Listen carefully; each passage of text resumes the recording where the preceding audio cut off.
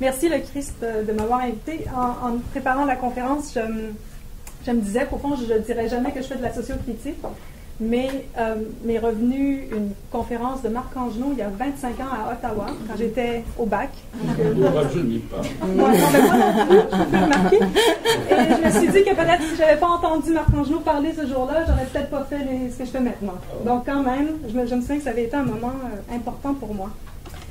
Donc, je vais vous parler je vais partir des filles en série pour déployer un peu ce que j'ai envie de commencer à creuser sur le Boys Club.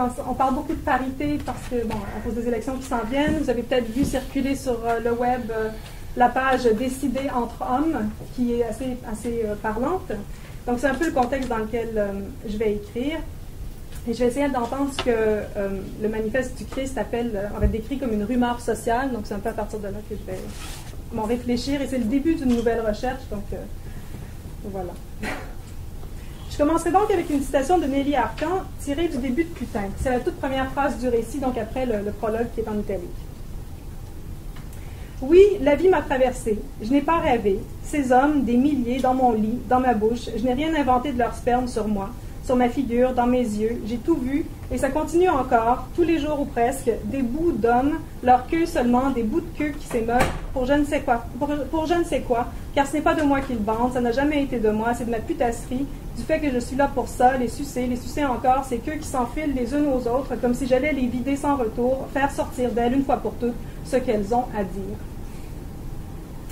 On le sait, Putain met en scène une femme parmi tant d'autres, une femme qui ne compte pas, ou qui est laissée pour compte, au sens où elle n'est bonne que pour consommation. Une femme comme toutes les autres dans le marché des femmes, mais une femme néanmoins qui est la seule, unique parmi tous les hommes. Ce monde de Monsieur Tout-le-Monde qui circule dans un studio sur Dr. Penfield. Pierre, Jean et Jacques, des noms usés d'hommes sans importance, infiniment interchangeables comme les putains qu'ils fréquentent, pour le dire avec Arcan. La narratrice de Nelly Arcan fait aux hommes dans son livre ce qu'elle les accuse de faire aux femmes dans la vie. Les prendre et les jeter, les remplacer par une autre. Dans cette autobiographie d'une femme parmi tant d'autres, elle fait le portrait en creux des hommes. Elle fait ce qu'on pourrait appeler une biographie des hommes, tous autant qu'ils sont. J'aime qu'ils ne soient pas trop à leur aise, qu'ils sachent qu'ils ne sont pas seuls dans cette pièce, que d'autres y sont encore un peu, qu'ils ne sont qu'un point perdu dans la série des hommes qui passent et qu'ils se retrouveront en tas, indifférenciés, sur le plancher. À la sortie des filles en série, on m'a beaucoup demandé, et les hommes, qu'en est-il des hommes? Est-ce qu'ils ne sont pas, eux aussi, en série? J'ai envie de commencer tout doucement à répondre à cette question, non pas pour faire dévier la conversation féministe, comme j'ai eu l'impression que c'était le cas au moment de la sortie du livre, quand on me demandait « et les hommes » pour faire entendre que le cas des femmes n'était pas si singulier, qu'il ne méritait pas qu'on lui porte une telle attention, que le féminisme était passé date et que c'était quelque chose peut-être un peu comme du caprice. J'ai envie de commencer à répondre à cette question pour poursuivre la conversation entamée en changeant cette fois de point de vue. C'est-à-dire non pas en nous regardant être vus, mais en tentant de voir qui sont ceux qui nous regardent. Dans les filles en série, je proposais qu'on voit les filles en série comme une figure statique, une figure imposée, une figure qu'il faut réussir pour être vraiment une fille, devenir une vraie femme. Des filles ensemble, côte à côte, alignées, toutes semblables, qui bougent en harmonie. Des filles mannequins, filles poupées, filles statues, qui sont là pour être belles. Des surfaces, un spectacle, des parures, purs ornements. Il s'agissait pour moi de repérer cette figure pour voir comment elle formate les femmes, comment elle les fabrique en tant que femmes. Voir d'abord comment le féminin est produit, entre autres, par la figure des filles en série, et ensuite déplier cette figure afin d'y trouver un potentiel de résistance. Mais s'il s'agissait dans les filles en série de faire apparaître une figure qui me semblait passer inaperçue et qu'il fallait apprendre à repérer, j'ai envie ici d'essayer de penser une figure par trop visible, si prédominante qu'elle échappe au regard. On ne la voit plus, on ne l'a peut-être jamais vraiment vue. La figure du Boys Club, la vision des hommes ensemble. Cette image omniprésente, sommes-nous véritablement capables d'en prendre la mesure? Le Boys Club est non seulement principalement masculin, investi par des hommes, il est ce par quoi la masculinité devient ce genre, ce sexe, qui n'en est pas un, parce qu'il représente tout le monde. Le Boys Club fait de l'homme l'universel. Il fait que le masculin l'emporte sur le féminin, et on pourrait dire sur tout le reste. Mais ce n'est pas seulement ou simplement l'existence des hommes qui leur accorde du pouvoir, c'est comment ils sont ensemble. Si les filles en série étaient d'abord figées pour ensuite se mettre en mouvement, le Boys Club évoque d'emblée le mouvement. Il est le lieu de la relation. Le Boys Club est plus qu'une figure, il est un moteur. Il n'est pas ornemental, mais structurel, à la manière des rouages d'une machine, si intégré qu'il n'apparaît pas, caché par sa propre visibilité. Le Boys Club est tout et partout. Il est ce qu'on nomme le patriarcat ou la domination masculine, et dans tous les cas, une organisation où les hommes sont hiérarchiquement supérieurs aux femmes, où ils sont sujets et elles objets, et où ils se les échangent. Mais cette structure ne correspond à rien si on ne prend pas en compte les hommes entre eux.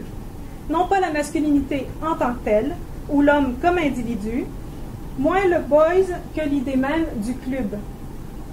Si la figure des filles en série se déployait de telle sorte que les filles se libéraient d'un carcan, devenaient actives et transgressaient la loi de leur immobilité, je veux voir le Boys Club comme une figure à la fois immobile dans son immanence et toujours déjà en mouvement par le réseau qui la sous-tend.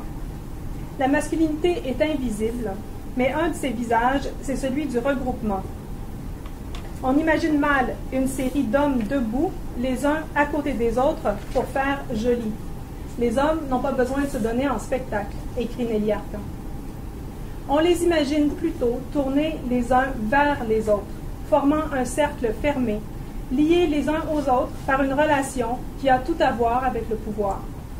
La fabrique d'un pouvoir qui dit qui est le plus fort dans cette immense cour d'école qu'est notre monde. Pour le dire comme Virginia Woolf dans Trois Guinées, nous voyons bien le même monde, mais avec d'autres yeux. Ou Simone de Beauvoir. De même qu'en Amérique, il n'y a pas de problème noir, mais un problème blanc. De même que l'antisémitisme n'est pas un problème juif, c'est notre problème. Ainsi, le problème de la femme a toujours été un problème d'homme.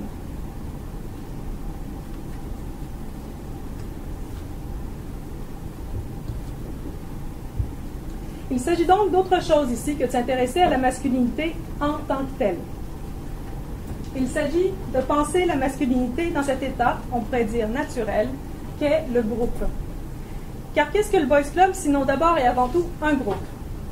Le Boys Club, c'est une organisation qui traditionnellement exclut les femmes et est contrôlée par des hommes. C'est un groupe d'hommes âgés et fortunés qui détiennent un pouvoir politique. Le Good Old Boys Club est un groupe de personnes en position de pouvoir qui se sert de ce pouvoir pour leur propre bénéfice et le plus souvent indirectement. En Angleterre, c'est un réseau d'hommes issus des écoles privées de garçons. Ces boys, qui après avoir reçu leur diplôme, devenaient les Old Boys. Dans le sud des États-Unis, le boy est un homme qui incarne la familiarité et la sociabilité expansive typique des hommes blancs vivant dans des petites villes ou des zones rurales. C'est une expression, finalement, qui renvoie au souhait de préserver les élites sociales. Comme on dit, ce n'est pas ce que vous savez qui compte, c'est qui vous connaissez. Le Boys Club est un groupe serré d'amis hommes qui se protègent entre eux. Le club est un type de regroupement bien précis. Il ne s'agit pas d'une foule au visage indistinct, mais bien d'un réseau, d'un clan, d'une famille, d'un régiment, d'une équipe, d'un concile, d'une fraternité, d'un gouvernement, c'est-à-dire d'un groupe dont les membres sont liés entre eux, dépendant les uns des autres, se rapportant les uns aux autres et unis par un intérêt commun, une croyance partagée, un idéal auquel tous adhèrent. Il faut réentendre ici les mots de Michel Foucault. Le pouvoir, ça n'existe pas. Je veux dire ceci, l'idée qu'il y a à un endroit donné ou émanant d'un point donné, quelque chose qui est un pouvoir, me paraît reposer sur une analyse truquée et qui en tout cas ne rend pas compte d'un nombre considérable de phénomènes.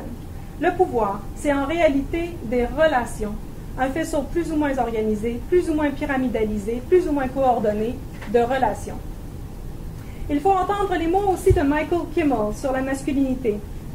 One must engage masculinity critically as ideology, as institutionally embedded within a field of power, as a set of practices engaged by groups of men.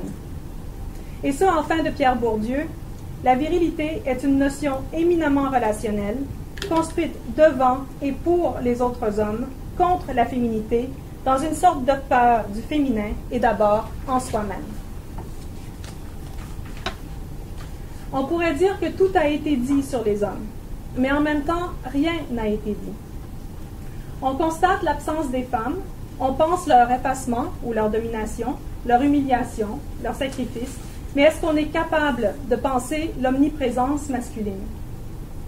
Cette surprésence, peut-être qu'elle ne se pense pas, puisqu'elle est partout à la fois, si importante qu'elle en devient imperceptible, si visible qu'on ne la voit plus. Ce que Virginia Woolf appelait le pouvoir hypnotique de la domination, et qu'on pourrait décrire comme l'état de fait d'une non-mixité masculine. Alors qu'on a fait tout un plat, vous vous souviendrez, le printemps dernier, quand des filles voulaient organiser des manifestations entre femmes non mixtes. Ou encore, pour le dire avec le critique Todd Reiser, on pourrait parler d'idéologie de la masculinité. Dans son essai Masculinities in Theory, Reiser s'attarde à l'invisibilité de la masculinité, au fait qu'elle est perçue comme invisible ou rendue invisible par les hommes. La masculinité est unmarked, écrit-il. Elle est anonyme, banalisée, au sens où on le dit des voitures de police, par exemple. Elle est sans tache, immaculée. Le plus souvent, les hommes sont considérés comme étant sans genre, genderless, de la même façon, par exemple, que les blancs sont perçus comme non racisés. Comment, demande Reiser, par quels moyens la masculinité passe-t-elle inaperçue? Comment distrait-elle l'attention? Et comment parle son silence? C'est logique de voir la masculinité comme une idéologie, affirme Reiser, parce qu'elle concerne des subjectivités liées ou perçues comme liées au pouvoir. Qui plus est, aucun groupe à proprement parler ne peut être considéré comme responsable de la création de la masculinité. Certaines institutions, l'armée par exemple, ont un intérêt à la promouvoir, à la renforcer, à jouer de sa mise en évidence. Mais de façon générale, la masculinité est cette chose dont on sait qu'elle est partout, mais sans qu'on s'y arrête expressément. C'est une chose sur laquelle le regard glisse. Le masculin, tout comme le féminin, bien sûr, est le résultat d'images, de mythes, de discours, de pratiques, répétés jusqu'à plus soif, et donnant l'impression qu'il s'agit d'un état naturel, originel, qui ne doit pas être interrogé. Mais ce qui est peut-être différent en ce qui concerne la masculinité, et on devrait sans doute ajouter blanche et riche, c'est qu'elle est ce par rapport à quoi le reste, les autres, sont évalués. La masculinité est l'étalon. Elle est une sorte d'état parfait, complet, l'un, dirait de Beauvoir. D'où le lien que Reiser établit entre les hommes et la liberté. La masculinité est étroitement couplée avec l'idée de liberté et avec l'économie capitaliste qui veut faire croire en une liberté première et absolue, le self-made man, par exemple. D'où l'importance de tant de figures d'hommes seuls, qu'on pense aux cow-boys, aux Marlboro Man, aux célibataires, aux voyageurs solitaires, aux tueurs en série, à l'homme d'affaires ou à l'homme politique, souverain, tout en haut de la pyramide du pouvoir, tant de madmen, icônes de liberté. Ou encore plus près de nous, cet homme, dont on a tant cherché à expliquer et défendre la misogynie et les excès de violence, et qu'on voit courir à la fin du film Le Mirage, devant un paysage idyllique, parfaitement seul, dans la nature, enfin détaché de tout. Être libre et seul serait le sens même de la masculinité. Et ces qualités auraient pour effet de lui retirer son caractère idéologique, la liberté prenant le pas sur toute détermination à être d'une certaine façon, c'est-à-dire à être un homme. La solitude a à voir avec une conception de la masculinité qui renvoie à un sujet non seulement unique, singulier, mais qu'on imagine être en pleine possession de son identité. Elle renvoie aussi à la construction de la masculinité à partir du groupe, un ensemble d'individus qui possèdent la même chose, la représentent, en qui on se reconnaît, en qui on doit se reconnaître et à qui on s'associe. Car il y a des bénéfices à être un homme. Comme l'écrit Reiser, « If you allow power to make you into what it wants, you will receive the benefits of masculinity in exchange. » Les hommes sont dans la masculinité dans un mouvement d'aller-retour entre ce qu'ils sont en tant qu'individus et ce qu'ils sont en tant qu'hommes, participant à la compréhension générale de ce qu'est un homme. Ils auront tendance, suggère Reiser, à ne pas voir la masculinité comme une idéologie, et donc à ne pas comprendre l'importance du féminisme, par exemple, d'où la question « et les hommes, eux », alors que les femmes, si souvent coupées du boys club, auront tendance, elles, à la voir ainsi. Et peut-être encore plus, parce que les femmes sont nécessaires à l'institution de la masculinité, tout comme l'inverse est vrai aussi, à la différence près qu'en général, dans cette comparaison, le féminin est dévalué ou utilisé pour magnifier le masculin. Si le masculin l'emporte sur le féminin, et pas seulement dans la langue française, s'il est d'ores et déjà perçu comme universel, c'est en oubliant que le féminin lui est en somme consubstantiel. Le masculin ne peut pas se penser en soi, il dépend de cet autre pour apparaître, et au final, on a ce que la déconstruction nous a bien montré, une série d'allers-retours entre masculin et féminin, à la place d'une véritable opposition qui figerait hommes et femmes dans des essences immuables, ce que Research nomme « a continual process of not me's », pas moi. Ainsi, la masculinité n'est pas, on devrait dire plutôt qu'elle coexiste. Il fait chaud ici, hein?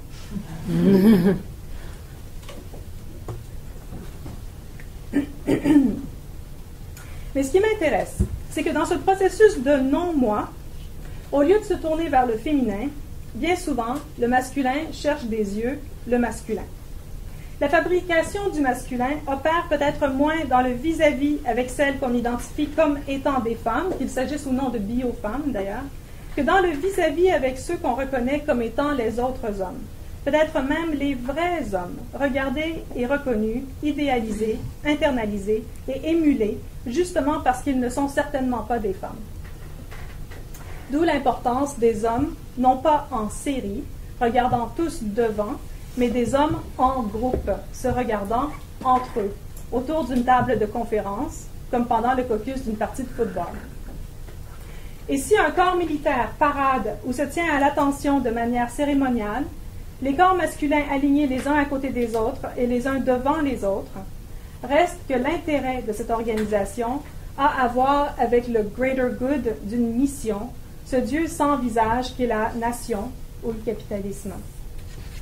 Qu'on pense à la performance VB39 de Vanessa Beecroft, où, je ne sais pas si vous connaissez son œuvre, donc elle a fait tenir des femmes en général nues ou presque nues, on les regarde s'effondrer au fil de la performance. Elle a fait la même chose avec un corps de US Navy SEALs, donc elle les a fait tenir, mais eux, ils ont tenu, c'est-à-dire ils ne se sont pas effondrés. Donc au final, les hommes y perdent autant que nous. Pour le dire avec Virginie Despentes, le capitalisme est une religion égalitariste, en ce sens qu'elle nous soumet tous et amène chacun à se sentir piégé, comme le sont toutes les femmes. Des hommes entre eux, donc. L'expression « entre hommes » évoque de façon courante des rapports homosexuels ou homoérotiques.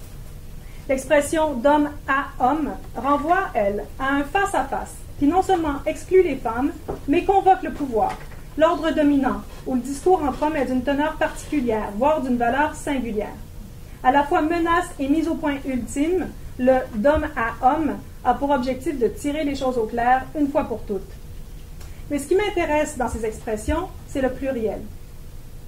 Si j'ai avancé que les filles en série disent que les filles sont des filles parce qu'elles sont en série, ici, j'ai envie de voir comment le pluriel, entre hommes au pluriel, ou d'homme à homme, indique qu'au fond, les hommes, eux non plus, ne sont jamais seuls. Même le Marlboro Man, le cow-boy ou le célibataire, menant des vies solitaires, ne sont jamais vraiment seuls. Être un homme ne serait peut-être jamais une chose qu'on est ou qu'on fait tout seul. Un homme serait toujours lié à et pris dedans, emprisonné par d'autres hommes, c'est-à-dire aux prises avec cette masculinité que Research décrit. Alors qu'une femme s'inscrirait d'emblée dans une série, réduite à la reproduction mécanique, le pouvoir des hommes serait tributaire du groupe dont ils font toujours déjà partie. Despentes écrit dans King Kong Theory que s'ils aiment parler des femmes, les hommes, c'est que ça leur évite de parler d'eux. Détourner l'attention par cette triangulation que d'aucuns ont qualifié d'évitement du désir homosexuel. Le marché des femmes serait ainsi la pierre de touche de ce que Luce Irigaray nomme l'homosexualité avec 2 M.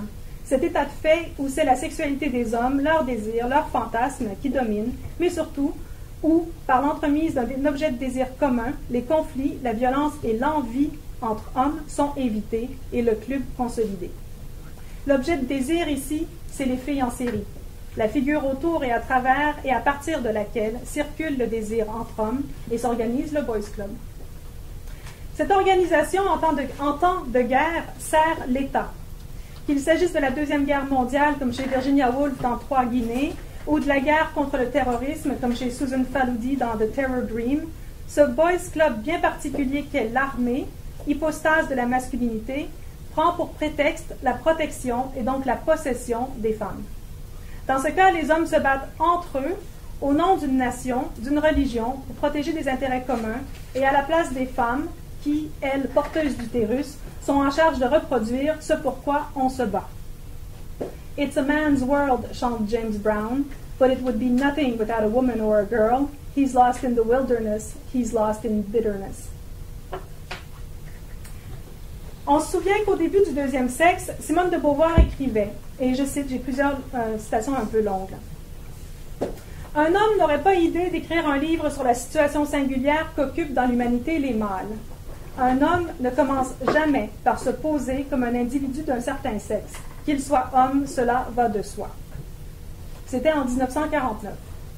En 87, Marguerite Duras disait à Jérôme Beaujour, « Si vous êtes un homme, votre compagnie privilégiée dans l'existence, c'est celle de l'homme. C'est dans cette humeur-là que vous accueillez les femmes. C'est l'autre homme, l'homme numéro 2, qui est en vous, qui vit avec votre femme. Mais le grand homme qui est en vous, l'homme numéro 1, n'a de relation décisive qu'avec ses frères, les hommes. » Et Virginie Despentes, en 2006, « Comment explique-t-on qu'en 30 ans, aucun homme n'a produit le moindre texte novateur concernant la masculinité? Eux qui sont si bavards et compétents quand il s'agit de pérorer sur les femmes, pourquoi ce silence sur ce qui les concerne? Car on sait que plus ils parlent, moins ils disent. De l'essentiel de ce qu'ils ont vraiment en tête. Ils veulent qu'on parle d'eux à notre tour, peut-être. Par exemple, ils veulent s'entendre dire à quoi ça ressemble, vu de l'extérieur, leur viol collectif. S'ils se baisent à travers les femmes, beaucoup d'entre eux pensent déjà aux potes quand ils sont dans une chatte. Ils se regardent au cinéma, se donnent de beaux rôles, ils se trouvent puissants, fanfaronnent, n'en reviennent pas d'être aussi forts, beaux et courageux. Ils écrivent les uns pour les autres, ils se congratulent, ils se soutiennent. Ils ont raison. Mais à force de les entendre se plaindre que les femmes ne baissent pas assez, n'aiment pas le sexe comme il faudrait, ne comprennent jamais rien, on ne peut s'empêcher de se demander qu'est-ce qu'ils attendent pour s'enculer. Mais parmi les choses qu'on leur a correctement inculquées, il y a la peur d'être pédé, l'obligation d'aimer les femmes. Alors ils filent droit, ils renâclent, mais obéissent. Au passage, ils torgnolent une fille ou deux, furieux de devoir faire avec. Il faut quand même lire longtemps Virginie Despentes. Voilà la rumeur que je vais essayer d'entendre aujourd'hui. La rumeur sociale qui me donne envie d'écrire sur ce qui lie les hommes, sur ce que les hommes font ensemble, comment ils restent entre eux. Et une de ces choses, malheureusement, c'est le viol.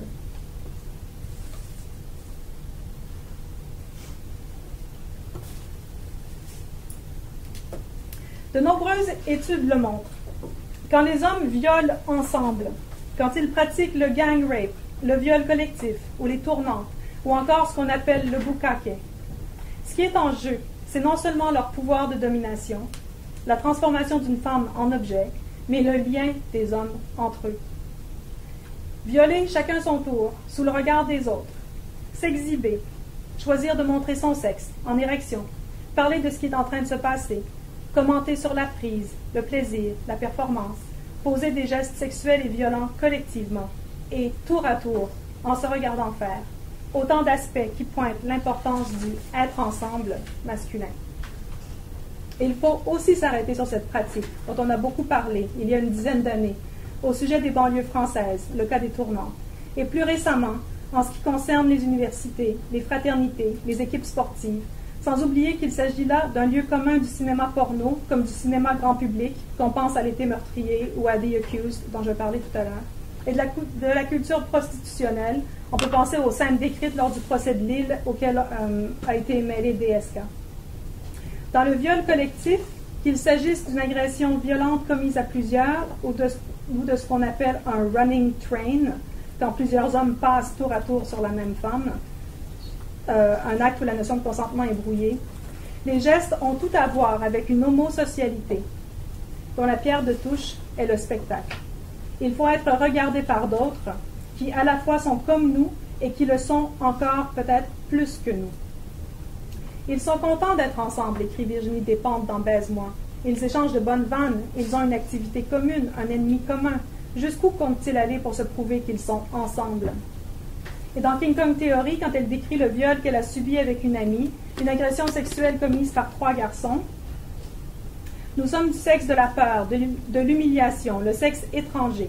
C'est sur cette exclusion de nos corps que se construisent les virilités, leur fameuse solidarité masculine. C'est dans ces moments qu'elles se nouent. Un pacte reposant sur notre infériorité, leur rire de mecs entre eux, le rire du plus fort, en nombre. La vie militaire était une occasion régulière de pratiquer le viol collectif pour la bonne cause. C'est d'abord une stratégie guerrière qui participe à la virilisation du groupe qui la commet, tandis qu'il affaiblit en l'hybridant le groupe adverse, et ce, depuis que les guerres de conquête existent. Si Despentes écrit que c'est le projet de viol qui refaisait d'elle une femme, quelqu'un d'essentiellement vulnérable, elle encourage aussi à penser comment ce projet de viol refait les hommes, les remet sans cesse, eux aussi, à leur place. Je la cite encore, « Le viol, l'acte condamné dont on ne doit pas parler, synthétise un ensemble de croyances fondamentales concernant la virilité. » Les viols collectifs sont une arme de guerre connue, sert l'occupation territoriale et la cristallisation du pouvoir politique, culturel, religieux par le biais de cette domination des femmes. On le sait, depuis les bordels nazis jusqu'aux crimes innombrables et innommables commis en Bosnie, au Rwanda, en Syrie, pendant les émeutes plus récemment au Caire, sur la place Tahrir, en Inde, dans les rues et les autobus, une vingtaine d'hommes violant une enfant de 11 ans au Texas, des footballeurs violant une jeune femme inconsciente à Steubenville, en Ohio, et ainsi de suite. Mais le viol est aussi une arme au sein de cette guerre ordinaire, quotidienne et quasi universelle, qui est cette guerre faite aux femmes, comme le dirait Catherine McKinnon, une guerre qui a autant à voir avec le geste de mettre les femmes à leur place qu'avec le besoin qu'ont les hommes de performer leur genre pour les autres hommes, afin d'être reconnus par eux et appartenir au groupe, à l'équipe, comme dans le cas des sportifs. Ceux qui m'ont violée ne couinaient pas, écrit Hélène Dufaux dans Trauma. Ils gueulaient, ils braillaient, comme des supporters à un match, comme des entraîneurs sur le terrain, pour s'encourager, pour se donner la force de se surpasser, pour ne pas entendre l'impudeur. Le cas de Steubenville a fait couler beaucoup d'encre en 2012. L'histoire de cette jeune femme violée à répétition par des hommes, ses amis, l'agression publique rendue virale par l'entremise des réseaux sociaux. Fortement intoxiquée, la jeune femme de 16 ans a été décrite par ses agresseurs comme ressemblant à un corps mort. They peed on her. That's how you know she's dead, because someone pissed on her. Le cas aussi de Jyoti Singh en Inde, l'étudiante de physiothérapie violée par 6 hommes, jetée et laissée pour morte jusqu'à ce qu'elle décède 13 jours plus tard de la suite de ses blessures. Ces 2 cas ont non seulement retenu l'attention à travers le monde, mais suscité un engagement social important. Il faut souligner le rôle joué par Anonymous, figure intéressante en tant que telle, l'homme anonyme dans le contexte d'une histoire de viol collectif, dans l'affaire Steubenville et la sensibilisation qui s'est opérée par la suite en ce qui a trait aux équipes de sport masculin, à la violence sexuelle et au silence qui l'entoure. De même, le viol de Jyoti Singh a donné lieu en Inde à des manifestations sans précédent contre les violences sexuelles faites aux femmes, une mobilisation contre une culture qui culpabilise les victimes au lieu des agresseurs. Mais ce qui m'intéresse ici, ce sont les mots utilisés pour parler de ces 2 femmes. Living corpse, donc morte vivante, en ce qui concerne Jyoti Singh, et dead girl, une fille morte, en ce qui concerne la jeune femme de Steubenville. Dans une vidéo filmée le soir des agressions par un des témoins, et celle qui a été diffusée par Anonymous, on entend le témoin dire « You don't need foreplay with a dead girl. She's deader than O.J.'s wife. » Donc O.J. Simpson, la femme qui l'a tué. « She's deader than Kaylee Anthony. They raped her harder than that cop raped Marcellus Wallace in Pulp Fiction. She is so raped right now. » Les viols filmés et diffusés via les réseaux sociaux sont légion, et les suicides de jeunes femmes aussi. Peu de temps après Steubenville, 2 joueurs de football de Torrington au Connecticut, ils avaient 18 ans, ont violé 2 filles de 13 ans. Leurs compagnons de classe ont écrit sur Twitter « Young girls acting like whores, there's no punishment. Young men acting like boys is a sentence. » La question du nombre de boys dans l'affaire Steubenville a retenu l'attention, tout comme la description de ce qui avait véritablement eu lieu. Puisque la victime était inconsciente, comment savoir ce qui s'était passé? Et quand une femme est inconsciente, peut-on vraiment parler de viol? Reste qu'il y avait des vidéos, des témoins, et qu'au procès, l'un d'eux a affirmé ne pas pouvoir dire si la jeune femme participait ou non aux actes sexuels dont elle était l'objet. Il dira aussi que devant son copain en train de se masturber sur le corps inerte de la jeune fille, il n'a pas été perturbé. Son copain et la jeune fille avaient eu un rapport par message texte. À la lumière de cette relation virtuelle, ce que son copain faisait paraissait acceptable. La représentante de la couronne durant l'affaire, Jane Hanlon, dont le fils était ami avec un des accusés, a dû se retirer du cas. Interviewée par le New Yorker, elle a fait le commentaire suivant. The narrative that goes through these stories is, there are dozens of onlookers, she's taken from party to party, she's raped at multiple locations. Understandably, people are outraged when they read that, because it makes it look as though there is a whole group of kids who watched and heckled and laughed and participated. That's not true. There are 5 that behaved very badly, but 5 is less than 80. 5, c'est moins que 80. Mais c'est sans compter les centaines de milliers de messages textes, photos et vidéos diffusés qui pointent vers la jeune fille en train de se faire agresser. Cette jeune fille devenue The Dead Girl. Est-elle morte? Demande le garçon qui se trouve devant la caméra pendant son agression.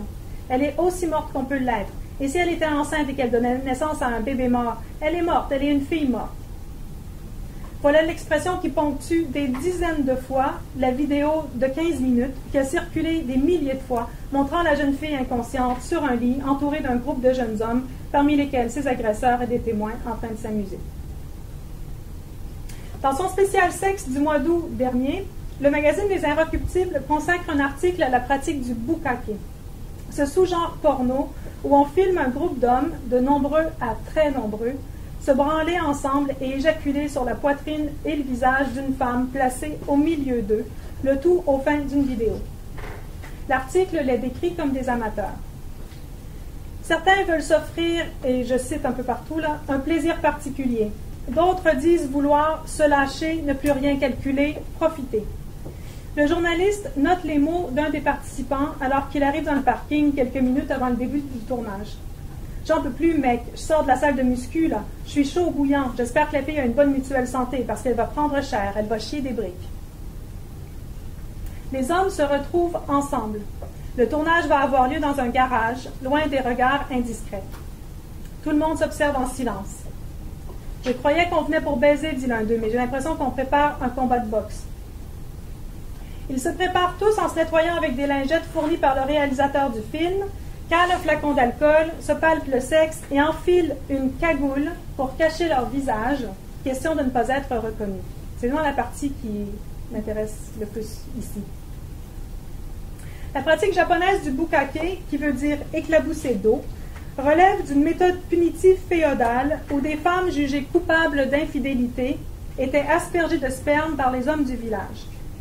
Popularisée par le porno japonais, cette pratique a été reprise en Occident dans le cinéma gonzo.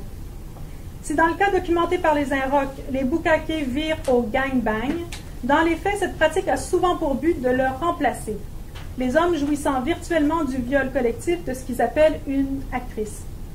Mais payer 500 ou 1000 euros pour participer à ce tournage, ça se rapproche de l'esclavage, comme le dit Anna Paulina, star du X-Français qui est interviewée dans l'article.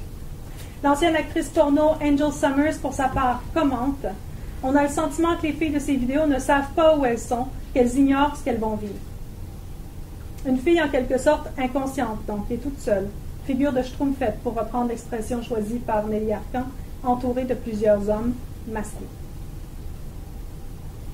Virginie Despentes raconte elle aussi son viol dans King Kong Theory. Comment, avec une amie, elles ont fait du stop, se sont retrouvées avec des hommes dans un camion, des gars de leur âge.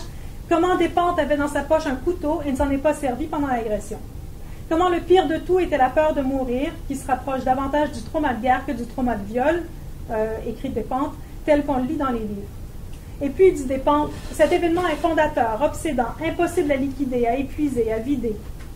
Parce que je la cite, « Derrière la toile du contrôle de la sexualité féminine paraît le but premier du politique, former le caractère viril comme asocial, pulsionnel, brutal. Et le viol sert d'abord de véhicule à cette constatation. Le désir de l'homme est plus fort que lui, il est impuissant à le dominer. » Mais ce qui est troublant, c'est l'équivoque du message. D'une part, les hommes seraient menés par leur pulsion et dédouanés par un état qui leur est naturel, c'était plus fort qu'eux. D'autre part, ils ne sont responsables de rien. Comme l'écrit Despentes, il n'y a vraiment que les psychopathes graves, violeurs en série qui découpent les chattes à coups de tessons de bouteille, ou pédophiles s'attaquant aux petites filles qu'on identifie en prison. Car les hommes condamnent le viol. Ce qu'ils pratiquent, c'est toujours autre chose. Le pendant de la jeune femme violée au GHB, comme la victime, on le suppose, de Steubenville, le pendant de l'actrice inconsciente de ce qui l'attend pendant un boucaquet et qui évoque une sorte de belle au bois dormant, c'est le violeur du type Saint-Esprit. Celui qui ne laisse pas de traces, qui prend les femmes sans qu'elles ne s'en rendent compte, ce qui veut dire sans qu'il ne puisse, lui, être reconnu coupable. Les violeurs ordinaires sont à l'image des tueurs en série, ces tueurs dont les téléséries sont truffées, nos écrans et la publicité accumulant les corps de femmes violées, brutalisées, assassinées, alors qu'on cherche sans cesse le visage des responsables. Qu'on pense aussi à un documentaire comme The Invisible War, qui décrit le pacte de silence qui entoure le harcèlement et l'agression sexuelle dans l'armée américaine. Là encore, tout est fait pour qu'on ne sache pas qui a commis les actes. Dans un système où la justice se fait entre les quatre murs du système et où les détenteurs du pouvoir ont donc une sorte d'immunité, les femmes sont encouragées à douter de ce qu'elles ont vécu, comme si on les avait mystérieusement violées, dans une reconduction perverse du mythe de l'Immaculée Conception. C'est ce que mettait en scène le film de 1988, The Accused, long métrage de fiction inspiré d'un cas réel.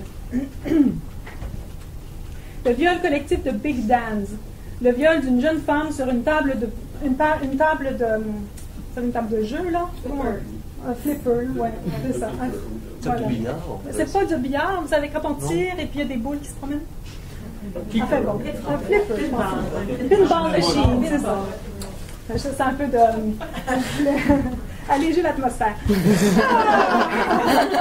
Je sais que c'est lourd, mais bon, j'essaie de penser à quelque chose qui, c'est à travers des images qui ne sont pas agréables, mais bon, je pense que ça vaut la peine. Donc, dans The Accused, il y a ce viol collectif, mais il y avait eu, c'est un vrai cas, ça s'était passé dans la réalité. On l'appelle le viol collectif de Big Dan's, donc le viol d'une jeune femme sur cette table de flipper par un groupe d'hommes dans une taverne de New Bedford au Massachusetts. Au moment des faits, les médias avaient condamné le public masculin qui avait assisté au viol à la manière de meneuses de claques. Le film de Jonathan Kaplan, donc The Accused, reprend le récit, mais en invente la suite. Dans le film, la procureure traîne en justice les spectateurs. Car il s'agit bien d'un spectacle, devant un public anonyme. C'est là l'enjeu de la poursuite. Identifier ceux qui ont encouragé le crime, qui ont incité des hommes à violer de façon semblable aux spectateurs d'une partie de hockey, incitant les joueurs à se tabasser. Et au début du film, il y a une scène où on voit la procureure assister à une partie de hockey avec son patron, et le patron encourage les joueurs à se frapper dessus. Donc, tout le film est construit autour de cette image-là. On a dit de ce film que c'était un film de femmes, fait pour les femmes, parce qu'il met en lumière le viol, montre le crime crûment, mais aussi montre ce qu'on fait vivre aux victimes après. Mais on pourrait dire tout autant que c'est un film d'hommes et qui s'adresse aux hommes. Le film retrace l'enquête, le procès, l'action prenant appui sur un viol dont le public sait qu'il a eu lieu, mais sans savoir comment, tout au long du film. Ce n'est qu'à la toute fin, quand le crime est montré en flashback à l'écran, qu'on le voit. Et il est montré tel que raconté par le seul homme qui accepte de témoigner contre les autres. Un jeune étudiant, membre d'une fraternité, et dont un des copains est un des violeurs qui a été accusé, un jeune homme du nom générique de Ken. On voit le viol depuis son point de vue à lui. Certaines critiques féministes ont décrié ce choix cinématographique, jugeant que le film rejouait le crime dénoncé. Pourtant, j'ai plutôt envie d'y voir une interpellation masculine, un encouragement à assister au spectacle, et cette fois non pas comme violeur, mais comme celui qui, justement, n'y participe pas, et donc reste en marge de la communauté des hommes, de ces hommes qui s'encouragent mutuellement à violer une femme. Pendant la scène, on entend les hommes témoins crier, encourager, dicter en hurlant les gestes que les violeurs doivent poser. Get in there, get her, frat boy, hold her down, go fucking get her. Et ça continue, ça dure assez longtemps. Les spectateurs qui vont jusqu'à intimider celui qui résiste en l'accusant d'être gay. Leurs voix se mêlent, on ne sait plus qui est qui ni qui dit quoi. Ils se ressemblent tous, autant les spectateurs que les violeurs, que la caméra montre de dos, culotte baissée, muselant et suffoquant la jeune femme d'une main, lui écartant les jambes de l'autre, pendant qu'elle est retenue de force sur la table par 2 ou 3 des autres hommes. La scène est répétée 3 fois, de telle sorte que les hommes se confondent, ils deviennent un seul homme. C'est là l'accusation la plus forte du film. Un violeur pour tous et tous pour un violeur. C'est aussi ce que pointe le dernier exemple sur lequel je vais m'arrêter aujourd'hui, un exemple tiré de Top of the Lake.